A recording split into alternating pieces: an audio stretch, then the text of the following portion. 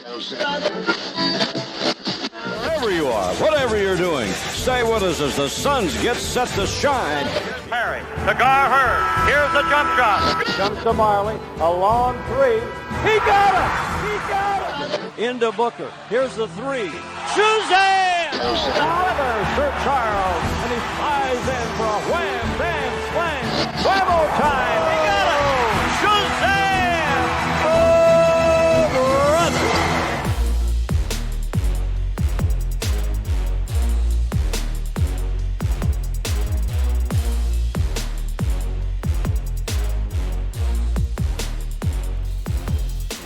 Welcome to 7 Seconds or Less, a podcast about the NBA and the Phoenix Suns. My name is Max McCauley, and I am joined, as always, by my co-host. His name is David Nash. David, what's going on, man? Not a lot. We decided to bring a guest on for this one last minute, Max, which is exciting for both of us. Always good to be back, albeit a very different week this week than what we had last week, I think, to talk about. It was. So we had to bring on the king of negativity for our guest. He's joining us for, the 47th time. He is the local radio star, Kellan Olson. Kellan, welcome once again. What's up? This was fun. You guys accidentally DM'd me. You were starting the podcast, and then you were like, well, you can come on whenever you want. And I was like, I can come on right now if you want. I don't care. Anybody out there with a fledgling podcast, Kellan's very available. Just DM him. Yeah, soup's available. Just accidentally DM. Send a DM with not only a request for your podcast appearance, but also a health update on some players who are out. Oh, yeah, that was real fun when everyone was like joking and still doing. Now everyone's gonna do the joke the whole year, and it was just a really weak moment of my week where I just had to rant on Twitter for 5 seconds, and it's gonna cost me. Well, so at least we have a lot of positivity to talk about on this episode, Kellan, to wake you up. We're gonna get into the Suns' recent injury plague struggles, how concerned we are about the big man rotation, the guards without Rubio, and the overall depth. We'll then somehow try to figure out how to give our leaderboards for the past week. We still have to do it. Yeah, that's every week. And then after Did You Know, we'll jump right back into the West playoff race again, David. We weren't planning on doing this every week, but, things changed a lot since the last episode. There have been some seismic changes in the West. But before we do any of it, David, how about a recap? For sure. I'm excited to talk about what we can maybe fix with this team, Max, but we're currently sitting at 7-7 after 14 games. And before I roll through the rest of it, I'll throw at both of you. Max, you first. Would you have taken 7-7 before the season started with everything that you know now? No question, especially with the schedule. Kellan? Absolutely. Yeah, just a bit of perspective there. I think it's tough after starting so hot, but we're still in it here at 500. But this episode might not be out till probably after the Minnesota game. Few people listening may have already also seen the back-to-back Denver game as well. But a rough week nonetheless, with 3 losses in a row and all the injuries that came along the way there too, Max. So 85-99 loss to Boston. Booker had 20, Oubre 15, Saric 9 and 10, and Baynes had 9, 6 and 5. The 116-120 loss to Sacramento. Booker had 30, Oubre 20, Mikal had 20, and Cam had 18. Both highs for those two young guys, I believe. And then the 121-124 loss to New Orleans. Book had 19. Oubre top scored with 25. Cam and Frank both had 14, I believe. And Max, we are third in the division, and I'll start throwing in some other information here as we go through. I believe just half a game clear of Sacramento, who's playing right now. We are still holding on to 8th in the Western Conference, again ahead of Sacramento, and now only 1.5 games clear of New Orleans, who we might get into a bit later, as you mentioned at the end of the episode. And still above average in the NBA, 14th right now, Max. We are sitting in the whole league. Okay, so that's not so bad. We're above average, guys. It's okay. So let's get into a little bit of what's wrong with the Suns so far, the past 3 games. And, talk about how we're going to fix it, with an eye towards the fact that we're playing Minnesota, Denver, Washington, and then some Slovenian kid after that, I think. Who? We'll start with Kellan. We're going to start with the big man rotation. I think a lot of us view this as the primary problem with the team right now, given that, Deandre Ayton suspended and Aron Baynes has been out. Kellan, on a scale of 1 to 10, what's your concernometer out about this, both long term and then also kind of while it's happening?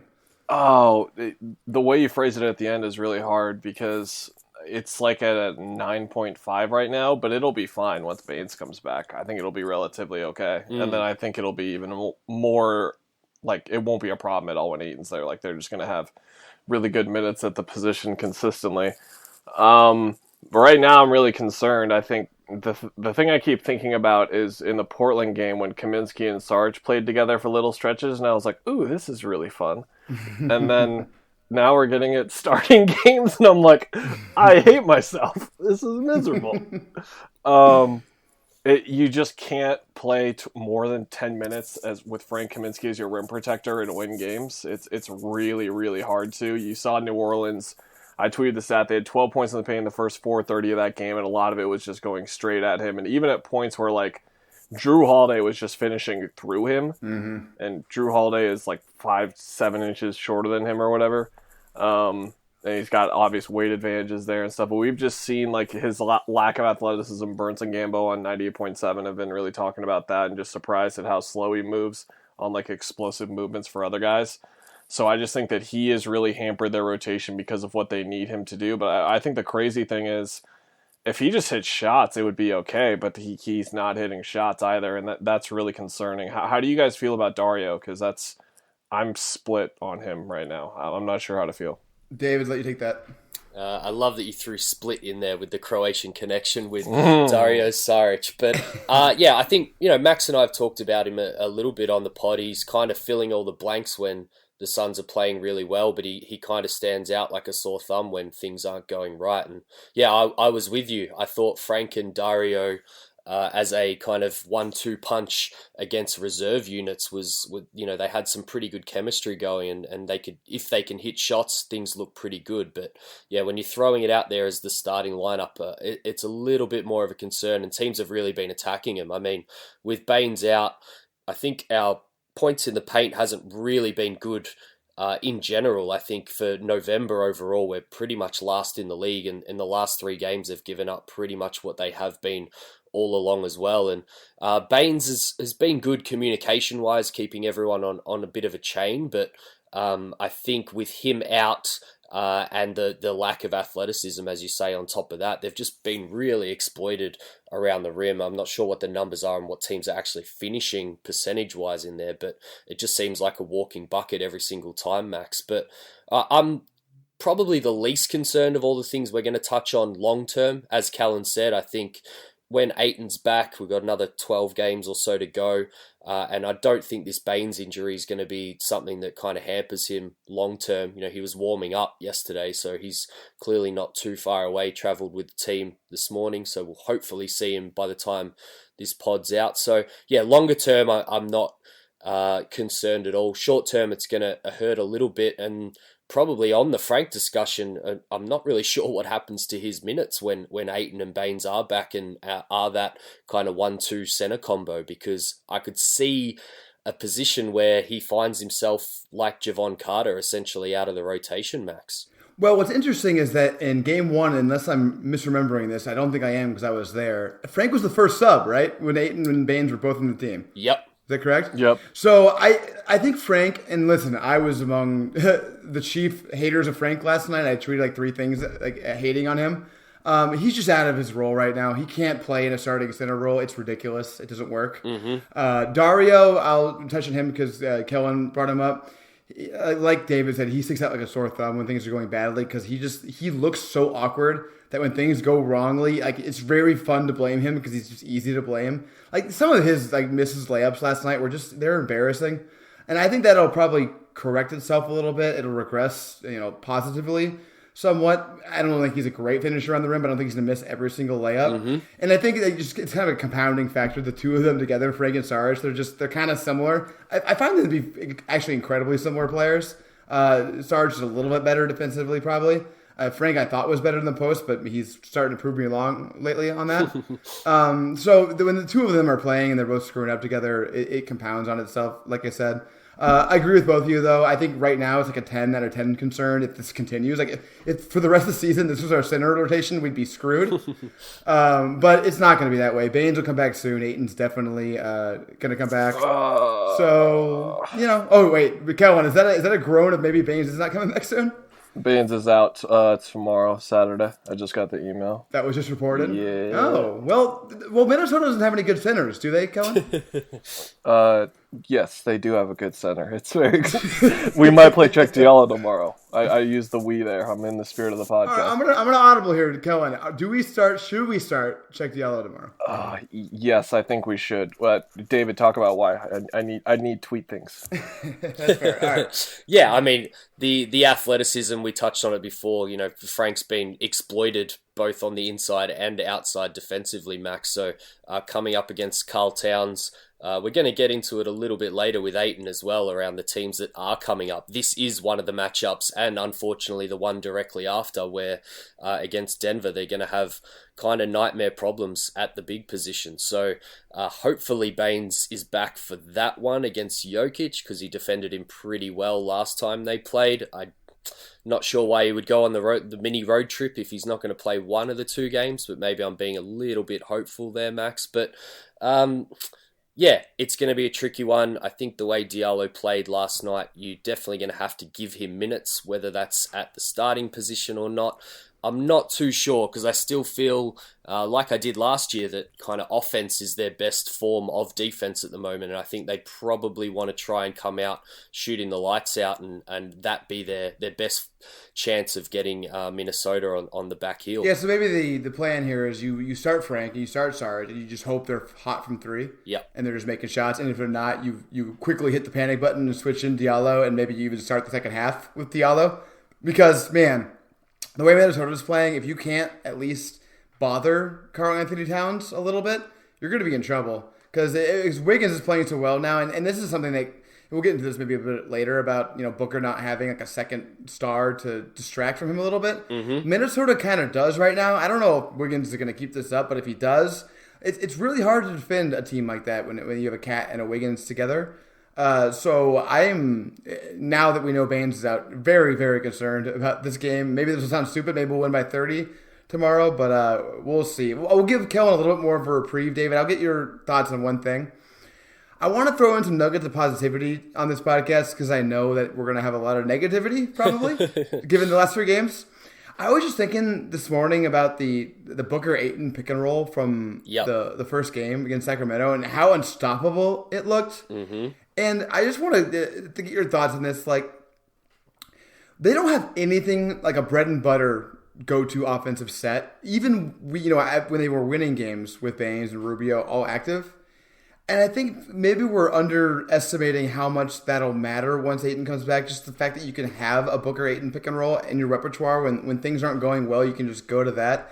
Do you think that's been sort of an underlooked element of even when the Suns have been good so far this season? Yeah, I mean, we talked about how impressive it was that after one game, that kind of audible, they really had to mix things up and find the best way with Baynes in the starting lineup to play good basketball. They did that pretty quickly, which was surprising. They'd obviously been working on it. I remember, there was comments about Ayton playing with the second unit and stuff, so they'd obviously had some reps doing that. But yeah, I think there's a lot to be excited about. I tweeted about it during the week. I think Ayton in that first game kind of set the bar and set the tone for what we should be expecting from him when he does come back. And a big part of that is going to be a massive part of the offense with Devin Booker when he's back. And, that ties in with Baynes.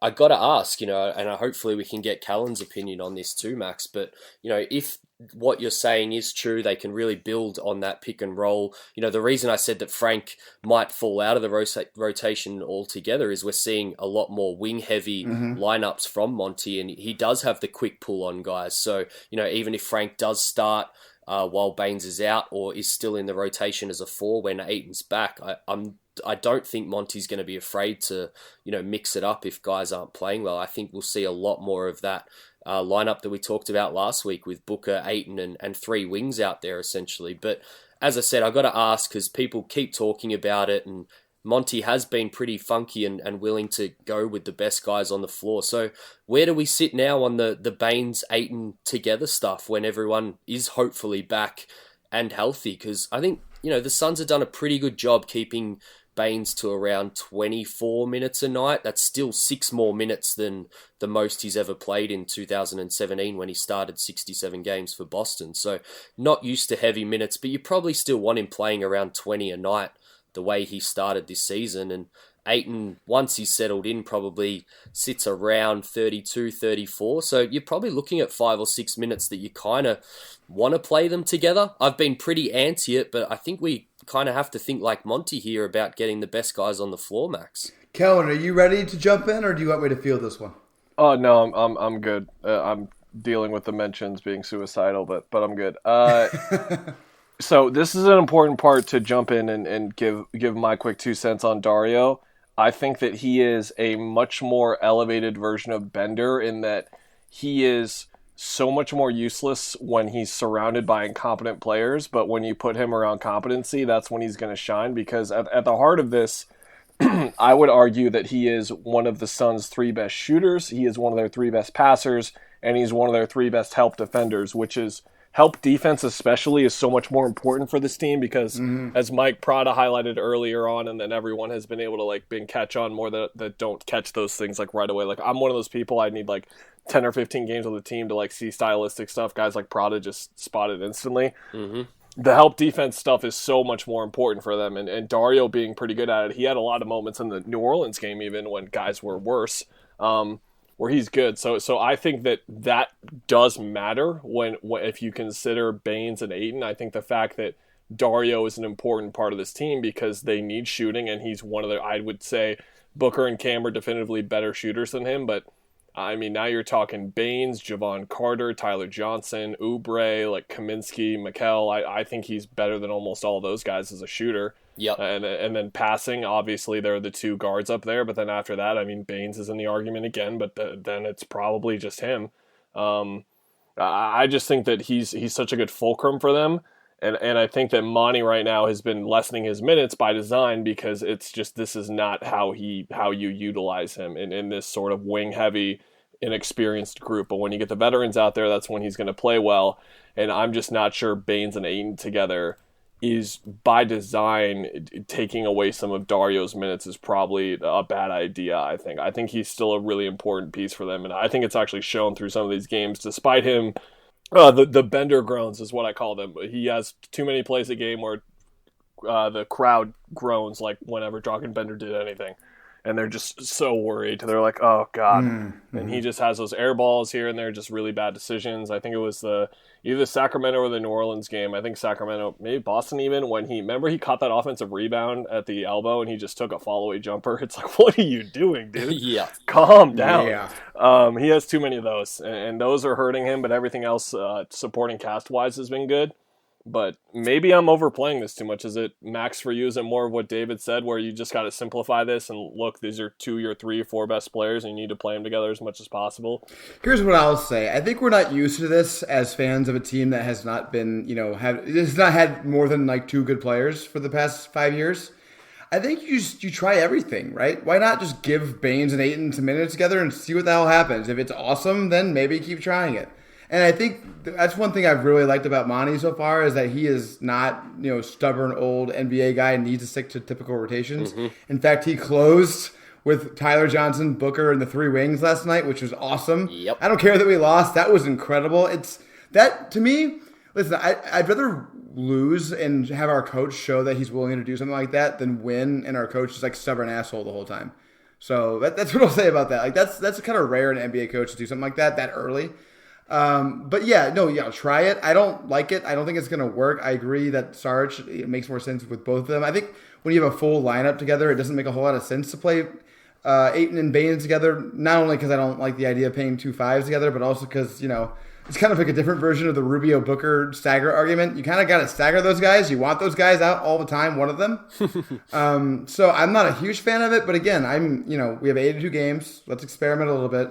Let's see what happens. Just kind of look at it. Yeah, just to finish on that, I would still start Saric for sure. I agree with pretty much everything that Kellan said. I think he's super underappreciated for all the little things that he does for the team, particularly team and help defense. I think he's been very, very impressive there. So I am definitely not advocating for Baynes and Ayton to start together. And I definitely think that the big strength of when hopefully both of those guys are back is that you do have one of them on the floor at all times. I'm probably more bouncing off what I alluded to before with Frank potentially not playing at all in some games where it's not making sense, and you just have maybe 2 small stretches, a half of 3 minutes or so, just to make sure you get Baynes up to still around 20 minutes a night, which, as I said, when he's playing this well, I think you have to get him on the court for that much time, and you probably don't want it eating into Ayton's minutes too much. And I've been against it in the past, mainly from Ayton's development standpoint. I don't want that to happen, but Monty just doesn't take me as that kind of guy at the moment. Like he's just going to do what works best for the team right here, right now, Max. Yeah, and the other thing I'll say is we did not expect Aron Baynes to be shooting from 3 the way he's shooting, which does make the fit a little bit more tenable. But before we move on to the PG rotation without Rubio, I just want to read to you, David, and I want you to react to this tweet from Kellan Olson. Both guys not even making it to questionable doesn't make you feel good about their chances of playing on Sunday either. 5 losses in a row looming. You said it, Mr. Positivity on the podcast right here, right now, Max. Looming, Kellan. I mean, can I say, what the fuck else am I supposed to say right now? It's not looking that good right now. I'm going to let out my rare swear that I can do once a year on a podcast and just, seriously, this is not fucking good at all. They really, really need both of these guys. And I don't know if you guys, we'll talk about later in the West. I've been watching a lot of the West teams. I think Minnesota's kind of good. They are kind of good. And we will get to that. In fact, save that point because I have a thought on that. Yeah. Let's move to the point guard rotation now. Rubio has been out for 2 of the last 3 games, and in the one game he played in, he was a shell of himself. Mm-hmm. David, same question. We'll start with you. How concerned are you, first of all, if this was an all-season long thing, and second of all, if it were a just how it's going now? Yeah, I think, on the Baynes one, if I was a 10 short term, but 1 or 2 long term, like I essentially commented on, I think this one I'm a 10 short term and probably still quite high, 7 or 8 on the meter, as you said, Max, in terms of long term, just because he was a shell of his former self when he tried to get out there against Sacramento and was just not effective at all. Spasms can be a bitch. We've seen it in the past with certain guys in the Suns uniform as well. They can kind of come on randomly. And as we've seen in this little stretch, it's pretty hard to adjust. They did a great job of adjusting to Ayton's suspension after 1 game and throwing Baynes in. But when you've got a point guard like Ricky Rubio that you've designed your whole offense around, I think it's pretty hard at random intervals to adjust back to playing a different way. And people were quite hard on Booker after the New Orleans game in some of the turnovers that he made. I just don't think us as fans realize, and I think we've seen this in the Tyler Johnson criticism as well, how hard it is for these players to kind of shift roles on a dime and from game to game be expected to do something completely different to what they've been doing previously. So yeah, Rubio's the engine. We've talked about it numerous times on this podcast, Max, and him. And then, as we'll get into, I guess the backup options to him, both when he's playing and then when he's out, are definitely a bigger concern for this team long term, I think. And Tiger Ohm is the one guy that everyone's mentioning, but again, injury-wise, still seems quite a little way away. Kellan might be able to update us on that one. But he's also another rookie. So how much can we really count on him to fix some of these problems that we're seeing, Max? So yeah, I think when you've built this offense that they've built, this is a far greater concern for both the short and long term, Max. Kellan, I want you to not only respond to the concern level of the point guard rotation, but also your concernometer with Booker. I want you to give me that at the end. Point guard rotation. Short term, I'm at a 9.5. Long term, I'm at like a 6. Mm-hmm. Just because I think that long term, my whole thing with this team, and we're gonna get into it later. Like I've picked them to make the playoffs the past week or so, and I'm still gonna do it. I just think like the ball moving, intangibles, defense stuff has been too good, and like that's not all on the point guard.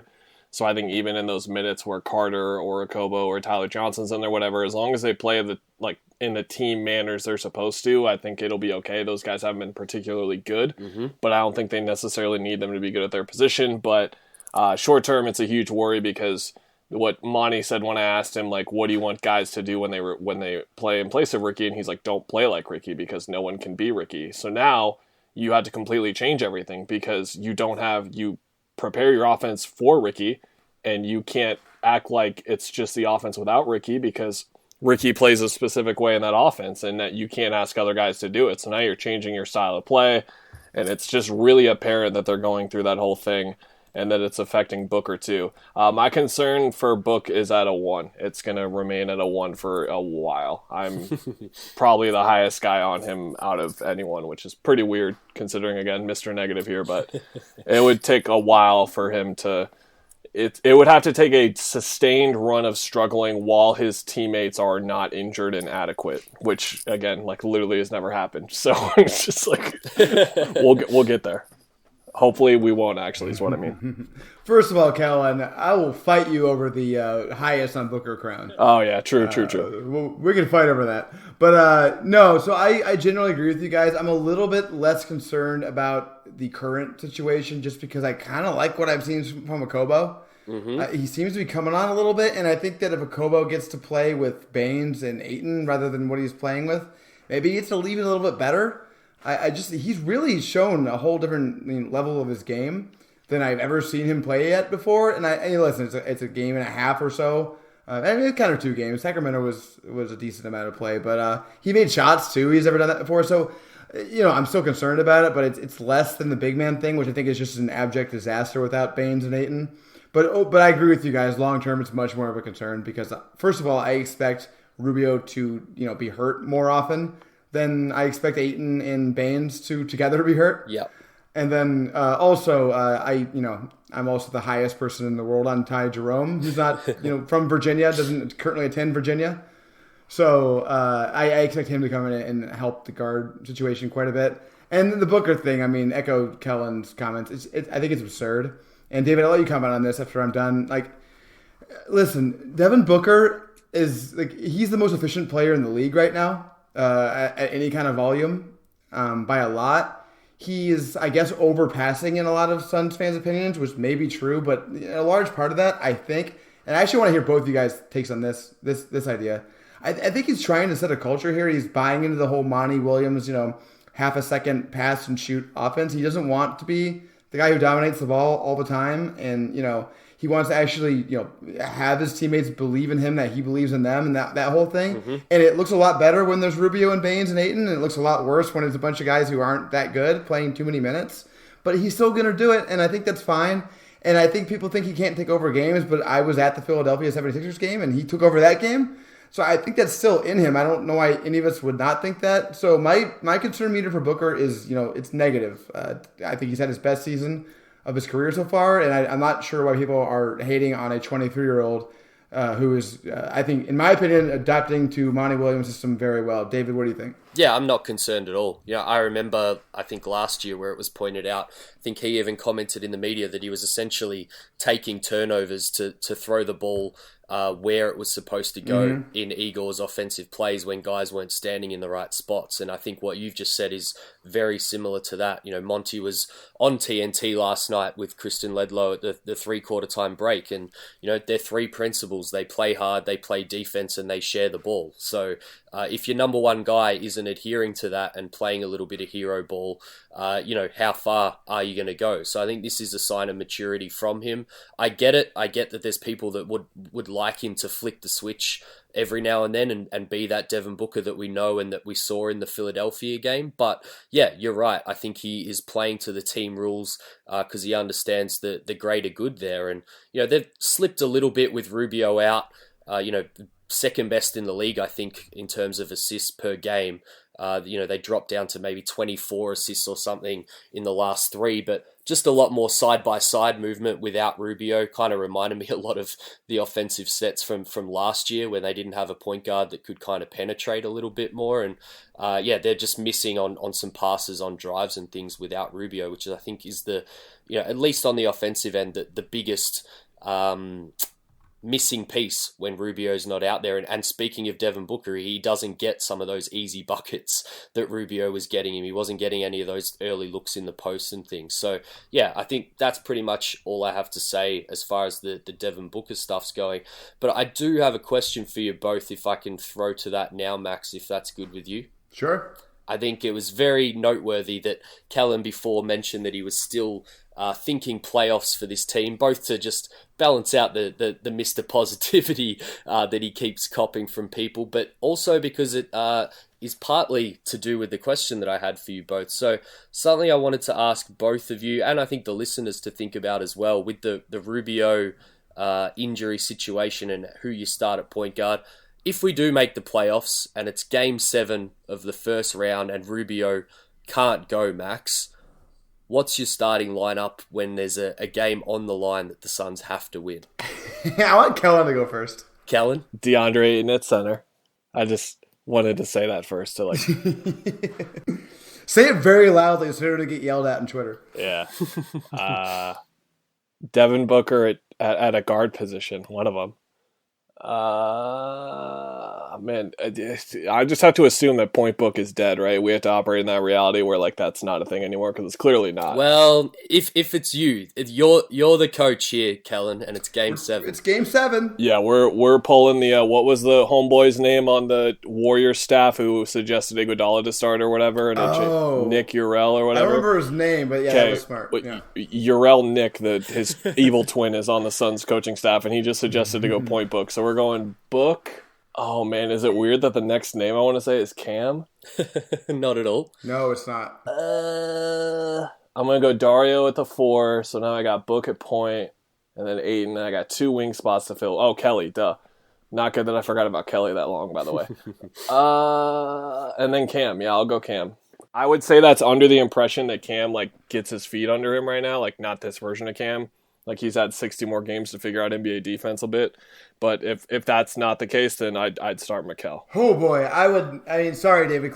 Cover your ears. I would not start Mikal. He airballs 3-pointers. So I would not start Mikal in a game 7 of a playoff series. I like Mikal. I hope Mikal stops doing that. But, yeah, no. Man, that's really hard. Obviously, Ayton, Booker. I'd probably start Booker. Oubre. Man, I think I'd probably Saric, just because I trust him the most of the rest. And then, listen, I haven't seen him play a single NBA regular season game, but based on what I saw from him early on, and he also has championship experience, I think it's Ty Jerome, your guy, David. Your pronunciation for this. You know who this speaks the worst of by far, by the way? This is supposed to be Tyler Johnson. This is the Tyler Johnson situation, and it's just... Yeah.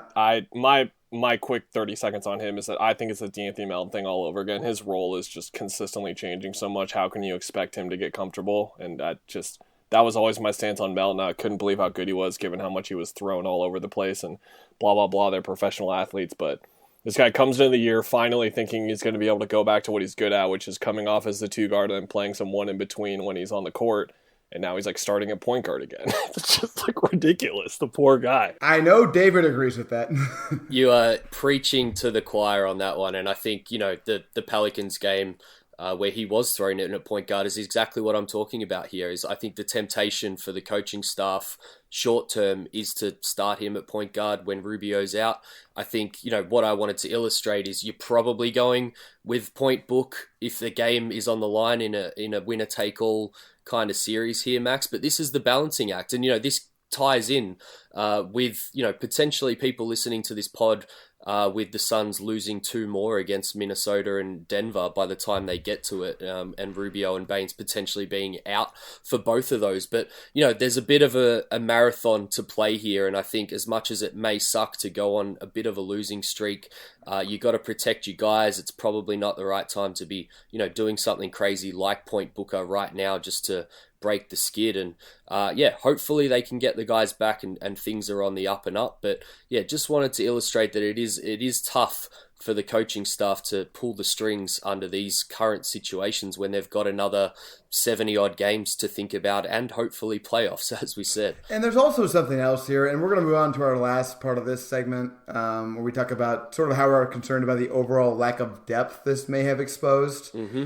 For me, and I'll just start with this one, I'm not concerned at all about that. I'm basically at a 0. They were missing so many key guys.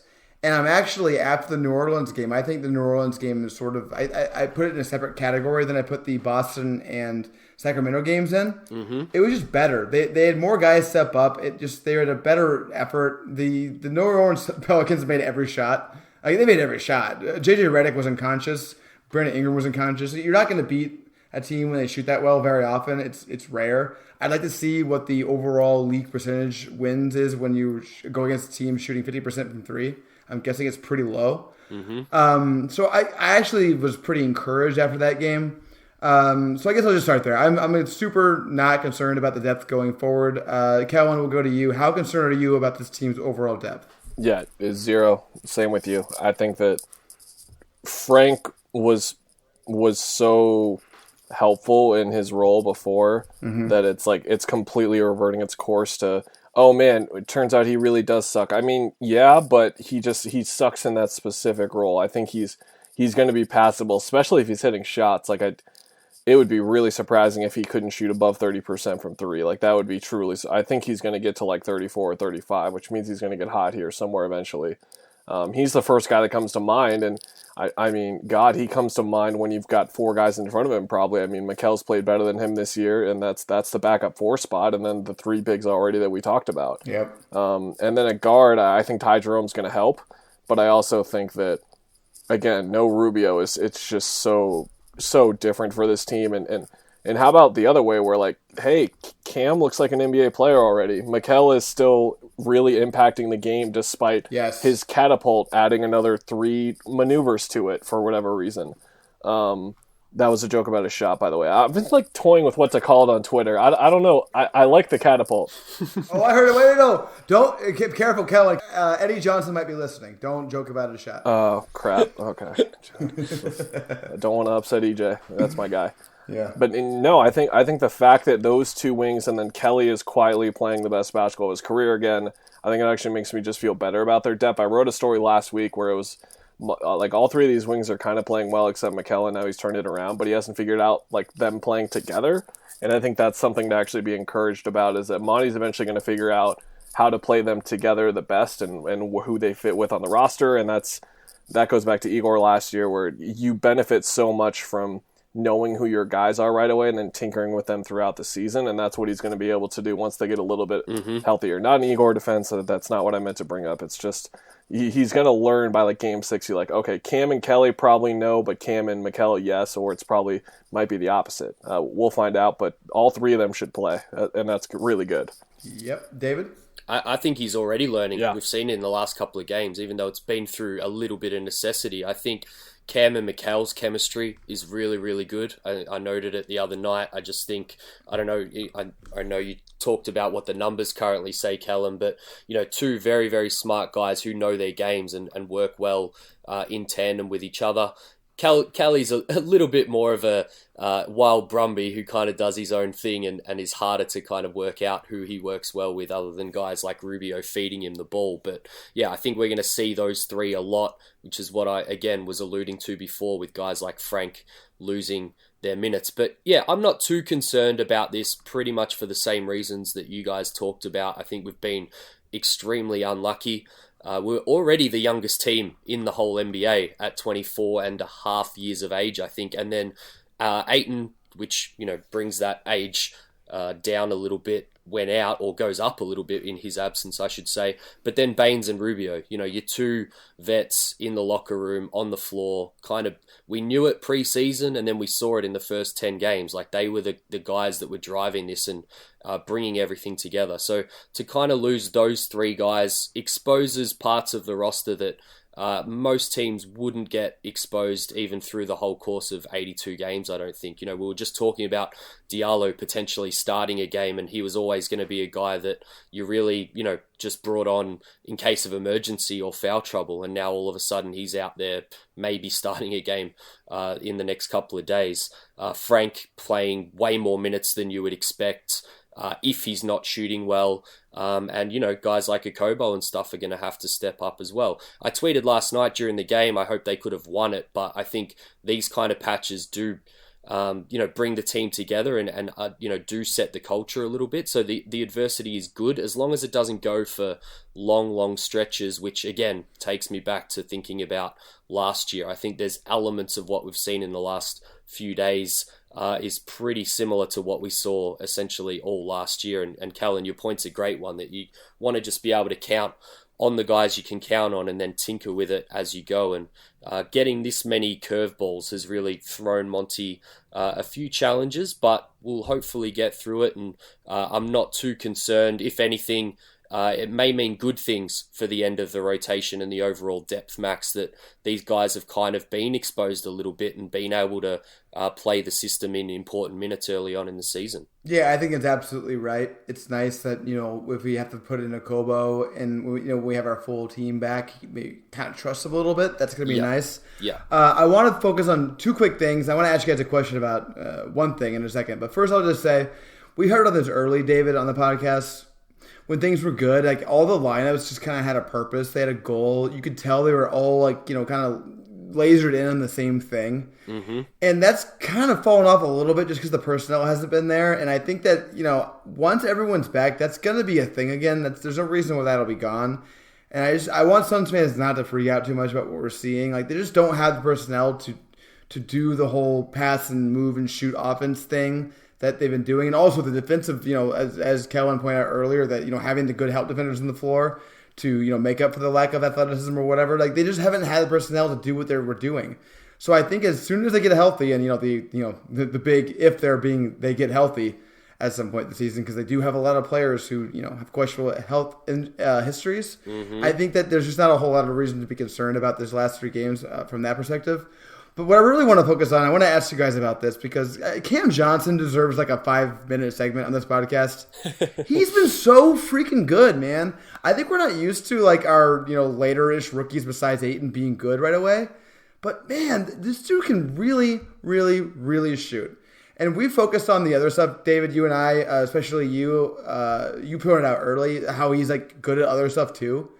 But man, can we just talk a little bit about how good of a shooter Cam Johnson is? Kellan, like your firstborn baby, if his or her life is on the line and anybody on this roster has to make a 3-pointer to save it, like how much are you running to Cam Johnson to shoot that 3-pointer for you? Is Deandre Ayton drug tested at that point or no? He is drug tested. I had my David Nash impression of like posting a couple of video clips of Cam doing specific like shots. There was the ones against the Lakers where he was half catch, half already in his motion, shooting over LeBron from like 3 feet away. And then he had that one where he dribbled to the right elbow and then just kind of backed up his dribble and then shot it. Yeah. Mm-hmm. And then he's had a couple, including the assist from Book last night that I clipped, where he'll like catch a ball as he's dropping back and kind of take a not really step back jumper, but he is stepping backwards. So I guess it's technically a step back jumper. But he's like, we often think about shooters and be like, they can shoot on the move. That's when and he's like, he can shoot anything. It's crazy. He is such a professional, and the Stepien piece on just his numbers from NBA range were really eye-popping in a way, and then you just watched him on these shots, and you're like, well, I mean, I saw what happened with Mikal, so I won't get like ever 100% fooled again, but man, it would be really weird if this guy wasn't like a 38% guy right away, and it looks like he's going to be at least that, and maybe it might just be 40 plus. I haven't felt as confident with a guy shooting threes since I watched like Devin Booker miss so many the past 3, because I just think whenever Booker shoots, it's going to go in, and I think Cam has kind of joined that group for me. He's been awesome, and how perfect is he for what Monty does? I mean, that's why they drafted him 11, and now we all look really stupid because he's literally perfect for exactly the way they want to play. But all the extra passes, like just the smart stuff he does, it was a really great job by them picking him. Even if his defense sucks and like, look, like he had like a heavy closeout on each one more last night and got blown by, and it's like that's just like the stuff that's going to happen with him. But even if the defense isn't that great, he's still going to be pretty good and like worth that pick, I think. And real quick before you jump in, David, his defense has been not great, but for a rookie, it's not terrible in my opinion. Yeah. David, go ahead. I'm still taking Aaron Baynes for that shot for my firstborn's life. You have to. You're Australian. But yeah, I think I just doubled down on what Kellan said, and probably through a video that he just talked about that he posted earlier today, the cross-court double-team pass from Devin Booker. It's all footwork when you watch Cam. Like, this is a guy who's been shooting that way his whole life, and he understands where he needs to get himself. That step back element to what Kellan's saying, it's like, you know, he almost stepped back before he'd received the pass last night, A, to make sure he got behind the three-point line, and B, to get his feet underneath him. And it's just those little things with a shooter like that where you kind of notice he's not taking the pass and then having to set himself. He kind of has all the little elements done in a row to perfection, and then all he's got to do is, you know, pull the trigger and let it go. And that one in particular barely even touched net on the way down, and that's when you know you've got just a ridiculous shooter on your hands. I think the only shot he missed last night, or two, one he got fouled on, and the other one was that backbreaker when they went with that funky lineup that you just hoped went down, because that was the reward you wanted Monty to have for having the guts for going with that lineup. But, you know, these last 3 games, he's shooting 45% on 6.7 attempts, and that's only in 23 minutes that he played in the last 3 games. So he's going to get them up. A lot of them are going to go in, Max. And, you know, I've talked about it all the time. Those little things, the defense and stuff, I think I've seen people calling him solid, which I think is maybe a little bit of an overreaction. He does still make some pretty bad mistakes on the defensive end. But, you know, I feel like I talk about it probably too much, Max, but having that NBA-ready skill and getting himself on the court, even as an older 23-year-old rookie, that's the only way he's going to improve these other things, improve the confidence on drives, the playmaking, the defense, is to be out there and contribute positively the way that he can, and hope the other things come along slowly along the way. That's the development that this regime of the Suns is going with. And, you know, how nice is it, as Kellan said, that your front office and your coach are kind of all in lockstep and taking guys that are going to help their system. It's pretty nice to see. Yeah, let's go with solid for a rookie. How about that? Yeah, I'll take that. Yeah, so there are shooters who are catch and shoot shooters, right? And there are shooters off movement. And then I think there's like an elite class of shooters who are shooters off anything, or shooters whenever the hell. Mm-hmm. It seems like Cam Johnson is that. It doesn't matter. He can shoot no matter what. It doesn't matter what situation you put him in. He can just throw up a shot, and it's probably going to go in. I've been over the moon with Cam Johnson. I will say that, you know, if I had my redo at number 11, I'm still taking Brandon Clark, because if you haven't seen Brandon Clark, go look at his numbers. But, I mean, I can't be upset about the Cam Johnson pick. I'd take him over almost everybody drafted in that range, maybe besides Tyler Hero and Brandon Clark later. So, no, it's a giant coup for the Suns. He's going to be in the NBA for 10 years with the way he shoots. It's all great. Anything else on this, guys, or should we move to our 7 seconds or less leaderboard? I'm all good, yeah. Yeah, I'm happy to move to that. I would just say we've mentioned the wings a lot. Monty's going to ride the hot hand. You know, I think they'll go with whatever combos are working here. And if Cam's shooting well, he's going to play more than the 18 minutes a night that he's averaged for the season, I think, Max. Yeah, I would think so. I would not be surprised. All right, 7 seconds on the leaderboard. You all know, if you listen, what this means. We rank the 5 best players for the week each week. It's a weird week this week because it hasn't been a very good week for the Suns. But it actually was kind of fun to put together, I thought, because it made you think a little harder. Kellan, you're the guest. How about you start with who you gave your best ranking to, the 5-star player. Who is the best Suns player of the past 3 games? Armani, Mr. Bookman, yep. Number 1. Mm-hmm. David? No arguments here. Surprising for me was that he still shot 51, 43, 93 this week. So he is not dipping just yet on those ridiculous percentages, Max. So still 5 votes for me, even though we lost every game. He was clearly the best player. Yeah, and maybe even a lesser week than he's had in past weeks, but it doesn't matter. He was still the best player on the Suns this week. Kellan, how about number 4, the 4-star player? I had Oubre here. I think that this is where I'll add a little bit of stuff. There were moments in the Sacramento game, especially where someone needed to do something, and he was like, I'll take a 2-dribble pull-up. I don't give a shit. Like, I'm Kelly Oubre. And you just need those types of guys when you have this really young, inexperienced, out of their depth, kind of literally and figuratively, team going on. And I really liked that. And then in the New Orleans game, there was a huge stretch where he scored 2 buckets at the rim right away in the fourth quarter, where things kind of seemed like they were getting out of hand, and they could have won that game because of that little stretch by him. That was kind of a Tyler Johnson kind of run. And I don't know, I just think he's been one of the best leaders on the team, and he's just playing consistently well, even in the tunnel vision stuff, which again, yes, it's tunnel vision because that's like Czech Diallo and Frank Kaminsky over there. It's okay. I have him there. David.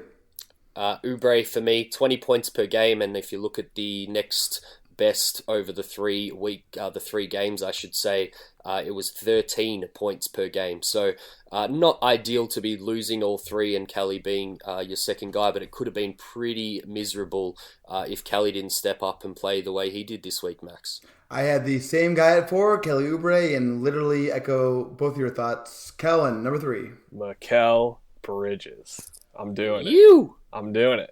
I think it just speaks to the lack of contributions after that, but he's 3 for me. David. Yep, I tweeted during the Pelicans game that I had 5 votes for anyone that could step up and win that game for the Suns, because that's what it would have been this week. If we could get a win, you'd probably deserve yourself 5 votes. But the next 3 are all pretty weird. I didn't go Mikal, I went Cam. Max played 23 minutes a night, and as I said before, 45% from 3. Pretty impressive. Not sure how many weeks he'll be getting this high up in the votes or what it means for the Suns if he is. But this week, I thought he thoroughly deserved the 3 votes. I went back and forth between Mikal and Cam. Back and forth. Eventually ended on Mikal, actually. I'm with Kellan. It was surprising. You're like the Mikal guy in this podcast right now, David. I just thought Mikal was consistently, his impact in the games. I thought all 3 was very good. I didn't like him airballing a 3-pointer. It was a pass. I also didn't like. I also didn't like his ugly 3-pointer in I think it was the Boston game, actually, when Eddie Johnson got mad at me on Twitter. I didn't like that. But overall, I thought he was more impactful than Cam. I'll go ahead and spoil it. Cam's 2. I thought I already talked about Cam, so that's good. Kellan, who's your 2? I have a Kobo just because of how badly they needed competent point guard minutes, and he looked the best he's ever looked in his career, nearly got them the Sacramento game almost somehow, and then the Pelicans game, I think he had the highest plus minus in both of those games for either team, so maybe he should be a little bit higher, but since it was only a game and a half really from him, I got him down there. David. Max, if I told you for the week Mikal scored 12.7 points per game, only shot 16.7% from 3, what would you say his overall field goal for the week was? Oh, God. I'm not surprised by the 16% from 3. I don't know, 40? He shot 60% from the field this week, mostly on back cuts and stuff, but nice to see him get involved even with the 3 not coming along, and he was my 2 votes, and I threw Ali in for 1. Echo what Kellan said. 28% from the field this week wasn't great, but his 5.3 assist to 1 turnover ratio was very, very good for the week, and they needed it. I also have a Kobo with the 1 star. Echo you both your thoughts. He was awesome, very different than he's been in his whole career so far. Kellan, who's your 1? It's Cam. This Mikal thing is freaking me out because I'm looking at the same numbers, so his true shooting percentage this week was 73, and that's because he was a perfect 13 of 13 from the free throw line as well. So he shot insane on his 2s, didn't miss a free throw, and missed a lot of 3s, but still his numbers were insane. That's crazy. Cam for me because of all the reasons you guys said. I'm telling you guys, if the 3 can come just to 35%, we've got a player. No, I totally agree, David, but the fact is that I watched Mikal shoot 3-pointers, and it's a disaster right now. Is Lord of the Rings on right now? Am I right? The catapult? Trying to make that work. Okay. It is a catapult. In fact, that's what I called it to Eddie Johnson. This is the last time I mentioned this, and he yelled at me. Just quickly before Did You Know, I'll just remind people that we want Week 5 votes for Boston, Sacramento, and New Orleans, even if you're listening to this after a couple more games.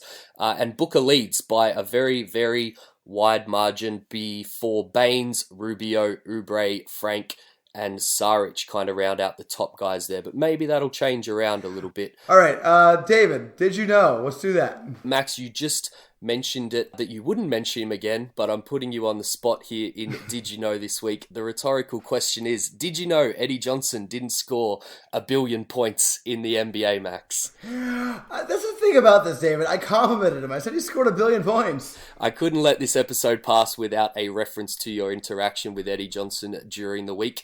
Eddie Johnson, of course, an ex-Phoenix Sun on the court in the late 80s, early 90s, and current Phoenix Suns broadcaster off the court and on the TV. Now, to refresh your memory and fill in any listeners who missed it on Twitter, you tweeted after a Mikal Bridges 3 attempt, as you said before, where Eddie was rather nice about his shot. I won't make you repeat it, but I believe the tweet read, Eddie Johnson scored 1 billion points in the NBA and somehow complimented Mikal's form on that last 3. What? Max, can you recall what Mr. Jump Shot said in return to you? Oh, God. No, actually, I don't remember what that tweet was. I remember the later one when he said I should start playing more video games and wishing I was him, but I don't remember the one after that. Oh, my God. I'm reading this for the first time right now, and are you? Aghast. This is amazing. To refresh your memory, Max, you said, I actually was referring to that particular stroke, but how can you expect to enter my world of thought? Ring the bell if you want to enter, brah. I guess I rang the bell slightly.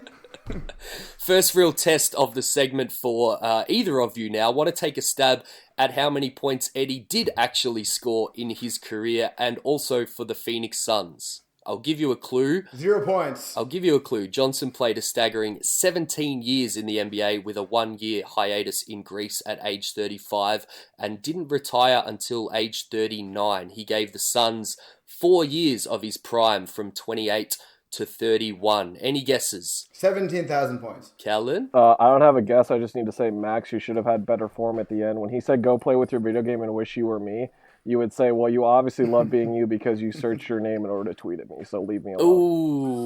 That's where you need to fire that. Well, here's the thing, Kellan, and multiple people said that, Kellan. I would love to say that, but someone actually tagged him in a reply. Oh. It was we call that a tag reply. Yeah. I hate when people do that. Oh, it's so... People try and do that with, like, players. Like, I talked bad about Javon Carter, and someone tagged his mom. She's gonna search it anyway. You don't need to tag Javon Carter's mum, guys. That's true. Just to get my Nate Duncan on, ban snitch tagging, please. Yes, please. It's preposterous. Yeah. Anyway, guys, the answer is 19,202 points in the NBA and 4,081 for the Suns. Good enough for 53rd in the record books and 29th for the Suns respectively. But a little more on Eddie Johnson's career with a focus on his time in the Valley. He came to Phoenix via a trade for Ed Pinckney in 1988 and left again via a trade for Xavier McDaniel in 1990. Phoenix got lucky with maybe all of Eddie's best years in the NBA, highlighted by a Sixth Man of the Year award in 88-89, where he averaged 21.5 points, 4.4 boards, and 2.5 assists on 49.7% shooting from the floor and 41.3% on 2.5 attempts from downtown. Phoenix also got his career high, a 45-point effort in a loss to the Clippers, and his playoff high too, 35 points in what was a loss to the Golden State Warriors. But Max, I'm hoping you might be game for a little game I have, which I'm coining Mr. Jump Shot or Broken Jump Shot. I'm going to read you out a fact of some description, and I want either of you to tell me if it's about Eddie Johnson or Mikal Bridges. Are you ready? Oh my God, sure, let's do it. Ready. All right, first up, I was born, played high school, and also college, all in the same city. Mikal. Yeah, Mikal. Well, you could say I hit you with a trick question first up, but I'd prefer to state that I gave you a guaranteed win straight off the bat. That's in fact both Mr. and broken jump shot. Eddie Johnson was born in Chicago, played high school in Chicago, and went to college at Illinois, while Mikal Bridges took it one step further by being drafted by Philadelphia after doing all the same things as Eddie earlier. On to the next question now. I played 116 college games before getting drafted, averaging 17.7 points in my final year on 51.4% shooting from the field. Max? I'll say Mikal. Kellan? I think that's Eddie? It is Mikal Bridges, but interestingly, Kellan, Eddie played just 5 more games at 121, despite playing 4 years to Mikal's 3, and he averaged a very similar 17.2 points on 49.4% shooting, so pretty close. I said Mikal because it was over 50% and Eddie can't shoot over 50%. Question number 3. At age 22, I made my NBA debut, and in my rookie season averaged 9.3 points, 4.4 boards, and 1.5 assists. Kellan, you first. It's where you're tricking me to say Mikal, so I'm going to say Eddie. I'll say Eddie. That one is Eddie Johnson. Mikal also debuted at 22 and was pretty close at 8.3, 3.2, and 2.1 respectively. And final question now, guys, and one with a slightly different choice than the 3 previous. Mikal had his career-high 20 points the other night versus Sacramento in his second season.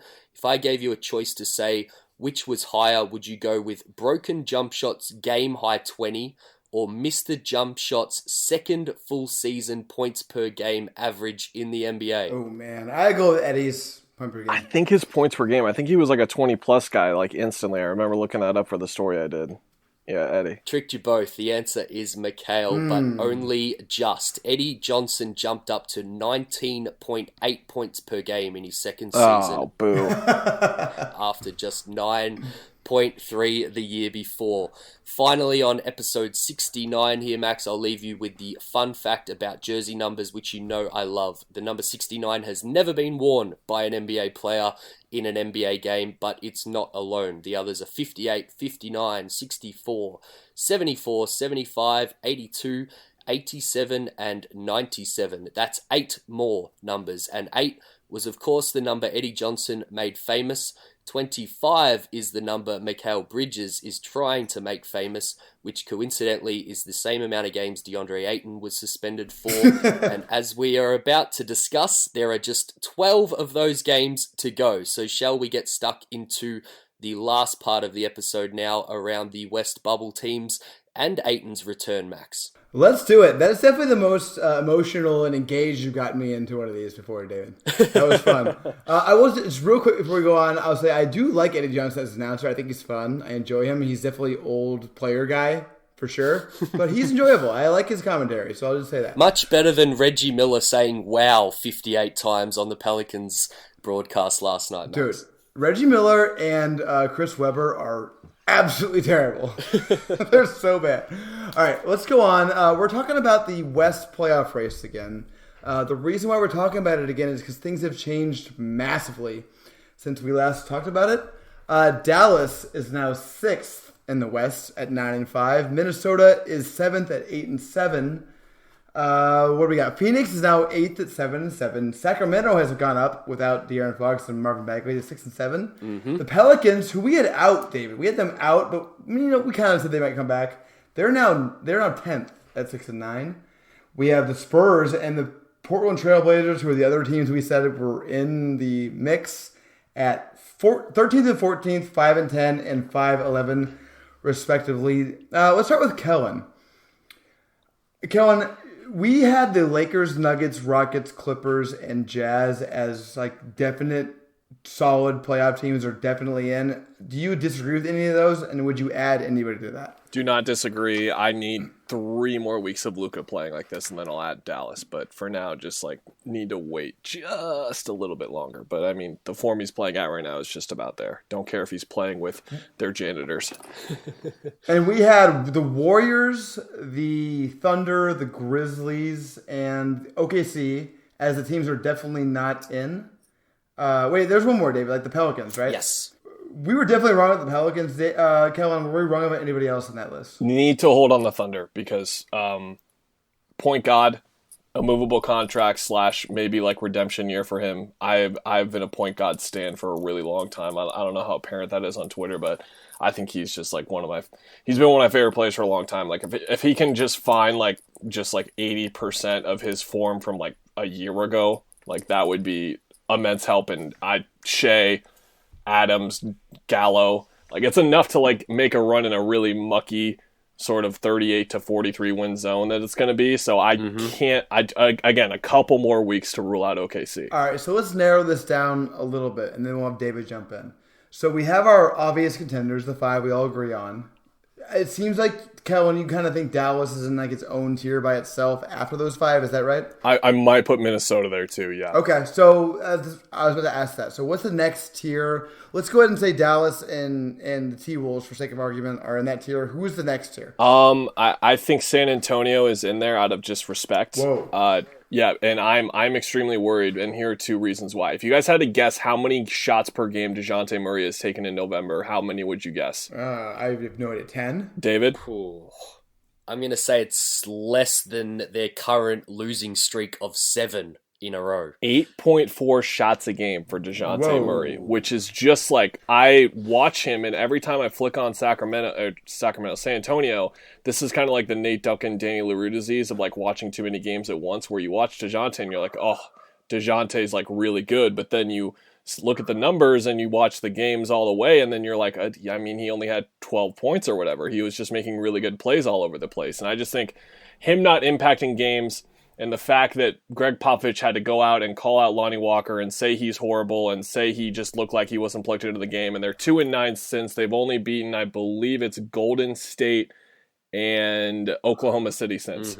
So they're 2-9. They've only beat 2 bad teams, and it's all because Pop called out my boy Lonnie Walker, who's just trying his hardest, and Pop needs to stop calling him out in the media or it's going to keep happening. Really bad things are going to keep happening to him. But they are the Spurs, and as me and Rich were talking about on Twitter, until they are literally dead in the ground, like they could be 6-37, and I would not write off a 39-game winning streak to end the year. Like, I am not gonna do this until I'm gonna keep picking them to make it until they don't. I made that mistake 2 years ago, and I was like, Pau Gasol, LaMarcus Aldridge, how do you play defense? And Greg Popovich is like, well, I have the best defense in the league now with those 2 somehow, so thank you, you're welcome. No, just refuse. Every sign points towards they're dead. I refuse. David, respond to that. I think Kellan's right. I think as long as we keep doing this segment, long may it continue and Phoenix be in the conversation. I think Portland currently at 5-11 and San Antonio at 5-10, as I said, on a 7-game losing streak at the moment. We're just not going to remove them, even if they're sitting right down the bottom of the West behind some of the teams that we've already removed. I think Kellan's point on the Thunder is a correct one. I think you and I have just always been operating under the assumption that a trade is going to get made at some point, which takes them out of the equation, but maybe that doesn't happen. But yeah, I mean, you've hit my first 2 questions here, Max. It's when do we remove Dallas from this bubble team? And when do we replace them with New Orleans? Because I think, Dallas at 9-5, all the signs in the West of being on another level in terms of kind of the points per game they're putting up, and their point differential, I think, is only second to the Lakers at the moment in the West. So yeah, Kellan probably hit the nail on the head there. 3 more weeks and we can probably make that decision. And as I mentioned right up the top in the recap, the Pelicans are only, I think, 1.5 games behind us now for that 8th seed. So we probably need to start adding them to the equation. I'm not there with Minnesota there though yet. I'm kind of calling them Phoenix's above the line team, with Sacramento being the below the line team now as kind of that mini group. But even if they did jump, Max, it's not the end of the world. Dallas and Minnesota becoming locks. There's still one spot, and there is a pretty clear gap there, I think, that Phoenix are going to be fighting amongst themselves and a couple of other teams for maybe that last playoff spot. Yeah, I referred to this earlier in the episode about Minnesota. I actually view Minnesota as like the most comparable team to Phoenix in the entire conference. We're both kind of surprised teams. I kind of view our quality, assuming Phoenix actually has its players, as similar. I think that those are the 2 favorites to be the 7 and the 8 seed in some order. I will say that Sacramento coming on without Fox and Bagley is a bit of a wrench that I did not expect. Yeah. I'm not really sure even how to process that. Like, is that a good thing for Sacramento, or is it a bad thing that Fox and Bagley seem to be worse for them? I don't know. Let's go to that. I actually think Sacramento is the most interesting team in the entire conference right now. Kellan, what's your read on Sacramento? Do you think Sacramento is a legitimate playoff threat? Like, they had such a bad start, but are they going to be rejuvenated with Fox and Bagley coming back, or is this kind of like a weird, a weird little fluff thing they're doing without those guys? It's fluff. I think they suck. I think that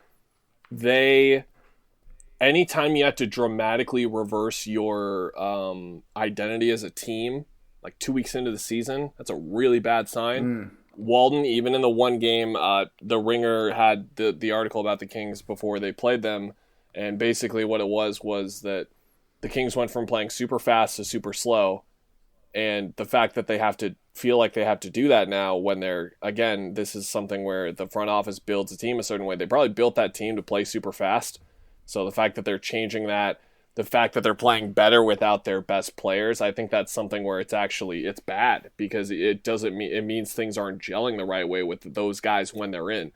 And it's not even a case of too many guys. I just think their roster as a whole just doesn't fit together right now the way it needs to.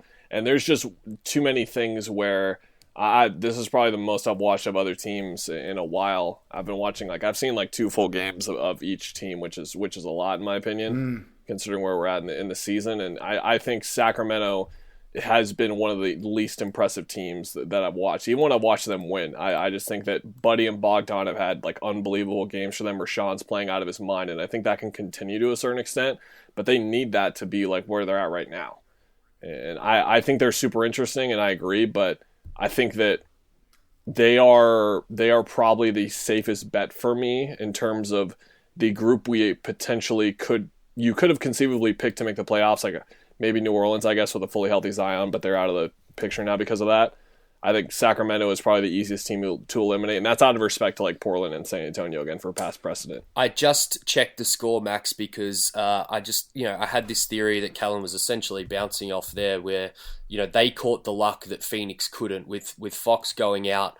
Bogdanovic and Hield both caught fire in the patch that they really needed them to, whereas if they didn't, they could be looking really, really bad right now. But they're currently down 70-84 to the Brooklyn Nets because Bogdan couldn't play in that game. So the reverse, they've caught a little bit of the unluck that Phoenix have with, a guy being out and then their backups to that guy also having niggling injuries, and all of a sudden you get a little bit exposed like the Phoenix Suns have this week. So yeah, I think, I'm still going to be talking about them as a competitor to Phoenix for a little while, but I think Kellan makes a lot of good points on that. Just back on Minnesota quickly, Max, if I told you Towns had the 3rd most three-pointers made in the NBA and James Harden was number 1, who would be number 2? The 2nd most three-pointers made. Is it Luka? It is not. Kellan, do you have any idea? 2nd most three-pointers made. Is it Dame? It's Dame, right? I feel like I could give you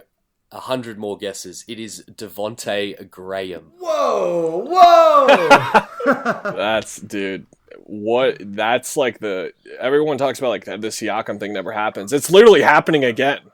This is what's happening with this kid right now. I don't know if you guys have watched him. He's really good. He's amazing. He's really, really good. It's not a stats thing. He's awesome. I really liked him in college. Yeah. But how's that? I was shocked that Towns was 3rd, to be honest, and then even more shocked that Graham was currently 2nd. Not so much that James Harden, much ahead of both of those two, I should say, as well, is topping the three-pointers made. But not sure where else you want to bounce around with this bubble conversation, Max. I think we've hit all the key pointers on it. Maybe quickly touch on what we've got left without Deandre Ayton. Yeah, so let's do this. I'm gonna do this with both of you guys. Let's predict the records for the last however many games this is. I have it all listed, so we'll have you both do this. We'll tally each game, and we'll see where we think the Suns will be on the eve of Ayton returning. Okay, right, you guys ready? Yep. All right. So the first game is at Minnesota. Kellan. Loss. David. Loss. Back to back at Denver. Kellan. Loss. David. Loss. Home game against Washington on the following Wednesday. That's like, you hope everyone's healthy. Couple days, win. David? Yep, that's the bounce back win to stop the streak. Couple days later, the Luka Doncic thing comes to town. Kellan? Loss. I was actually going to mention this like briefly. Dallas's bench has been insane this year, and in this game right now, DeLon Wright's plus 20 in 10 minutes. It's this weird thing where Rick Carlisle, again, like Sorcerer, Unreal Coach, their second unit is really good. And I think even when the Suns are fully healthy, those types of teams are going to present issues for them, and I think that's Dallas. So that's why I'm predicting loss, not Luka. Leave me alone. David? This is the kind of one that you'd want to see this Suns team try and pinch, but I'm going to say loss, Max. The game after is at the Charlotte Hornets and Devontae Graham. Kellan? Win. At Orlando. Kellan? Win. They're really shorthanded right now, right? They're no Vucevic, no Gordon. Right now, yes. I'm not sure how far away this is or the injury timelines, but sure. Win, yes. David?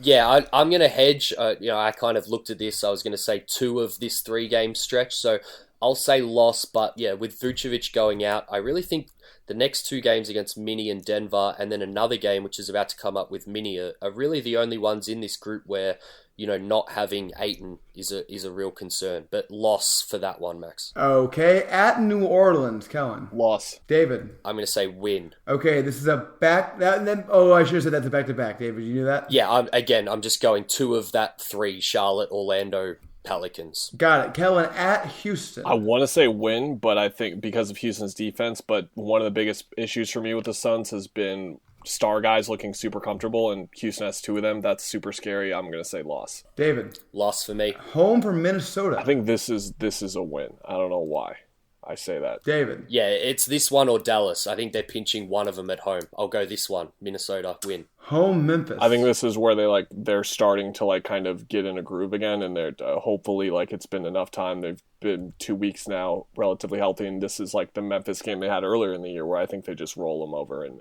they're good against bad teams. It seems like this is a win for me. David? Yeah, get on a roll right before DeAndre Ayton gets inserted back in, Max. I'm going a win out situation on these next 3 games you're going to ask about. Okay, home San Antonio for you, Kellan. Assuming Greg Popovich does not apologize to Lonnie Walker, it is a win.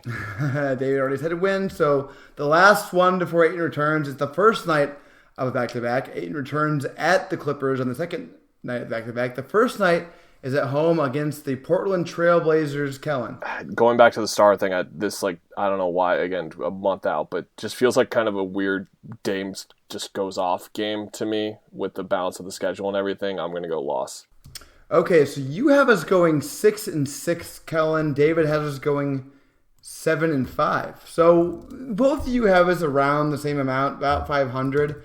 Do we think, and I'll start with you, Kellan, is that kind of what we need from this stretch, or do you think we need a little more to be in the playoff chase? I think that's fine. I've been saying since he got suspended, after 2 or 3 games after he got suspended where it was clear, okay, they might be onto something here anyway with him out. They just need to go 500, and then they'll get on a roll with him. Something I pointed out on Empire this week is that if you have that schedule up, scroll down to the January 18th mark. That's game number 42 of the year at Boston. From then on, they play 22 of 29 games are against potential playoff teams. And that's a real snag in the schedule for them. And it's already hard in the West, obviously. But I think that they're going to need to really pick up ground in that month before that. So, in between when Ayton comes back and that month, that's when I hope they go on a 9-2, 8-3 type of stretch. And then they're playing good basketball in that form anyway against playoff teams. And it doesn't matter because, again, potential playoff teams, hey, they're 1-2, so that's okay. It's fine. David, that's your take kind of as well, right? Yeah, really great that Kellan mentioned it. I've been saying for a while, I just hope they keep their head above 500. They might dip down a little bit here with these injuries and the back-to-back coming up. But, Ayton comes back at a great time. As I said before, Minnesota and Denver are probably the 2 only, really big misses in terms of not having Ayton out on the court, particularly if Baynes is out as well in that stretch. But then when he comes back, we've got the Clippers, as you said, OKC, who have Steven Adams, Houston, Denver again, Golden State, which they can hopefully beat up on again, Sacramento, Portland, again, 2 really important games in terms of those bubble teams, and then the Lakers. So Ayton's coming back for a pretty important stretch before the Christmas, New Year kind of break. And then, as Kellan just said, that January gets hard towards the end, but before the season even started, I had us going on a little bit of a 6 or 7 game winning streak at the start of January. I think they've got, teams like the Knicks, Memphis, Sacramento, Orlando, Charlotte, Atlanta, and then the Knicks again in that little run. So, and most of those are at home, not away, even though they're against a lot of East teams. So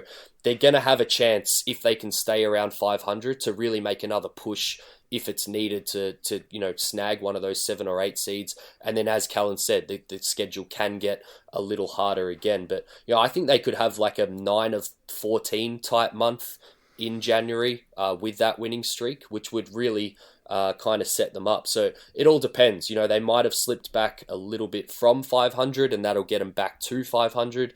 Or if they can keep their head above water, Max, that might really give them the push to solidify a playoff spot with a run like that. Yeah, I agree with both of you guys. Obviously the unpredictable factor where none of us can talk about is how the injury situation will go either way. If they're super healthy, maybe they'll be better. If they're not healthy, maybe they'll be worse. So we can't even predict that. But yeah, generally around 500.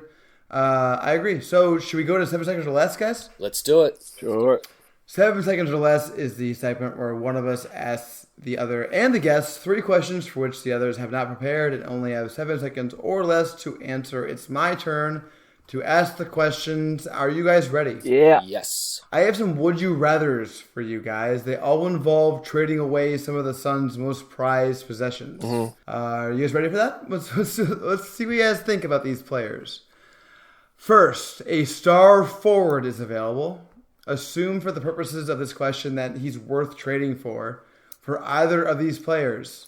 We'll start with David. David, would you rather include Cam Johnson or Mikal Bridges in the trade for this star forward? I hate you, Max.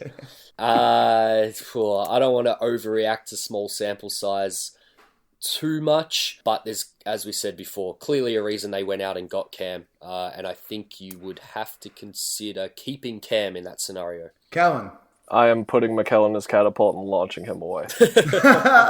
Man, I agree. Wow, we're all trading Mikal Bridges over Cam Johnson. Imagine telling us that before the draft. It's just like too much PTSD with the other young guys, man. I just gotta get something. Yep. Second, that same star forward is available, but also a star point guard is available. Assume they're about the same quality of player, about the same age, the star forward and star point guard.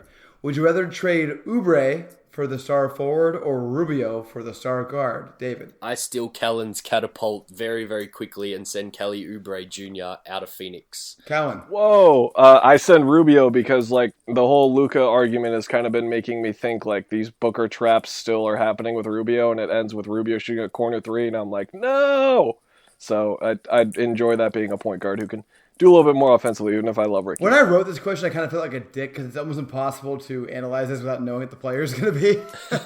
But yeah, I think I side with David on this one. I'm a little worried about Ubre's decision making. I love him. I'm a little worried about him.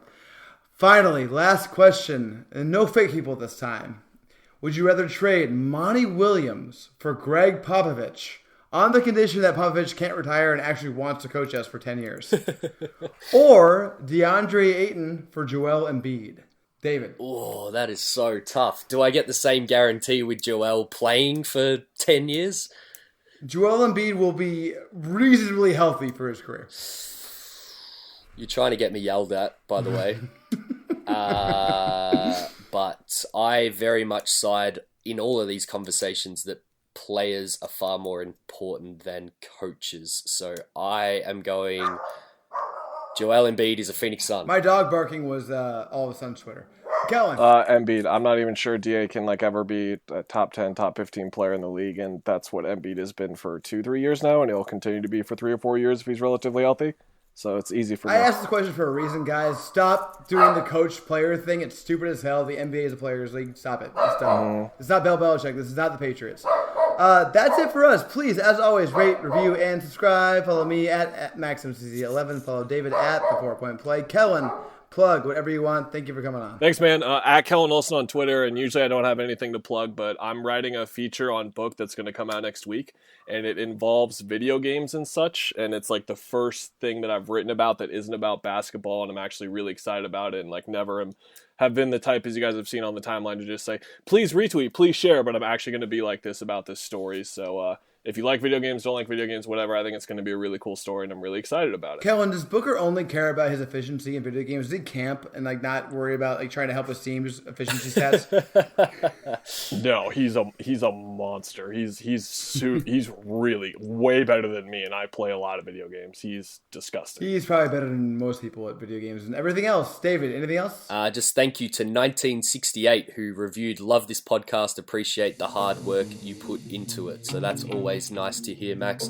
Go read Kellan's articles, all of them, guys. And just a reminder to send us your week 5 votes, and we have Minnesota, Denver, and then Washington, as we've talked about a lot this podcast, coming up this week, which we will talk about next week, Max. Thanks, everybody. We love you all. We'll be back next week, hopefully with some Suns wins to talk about.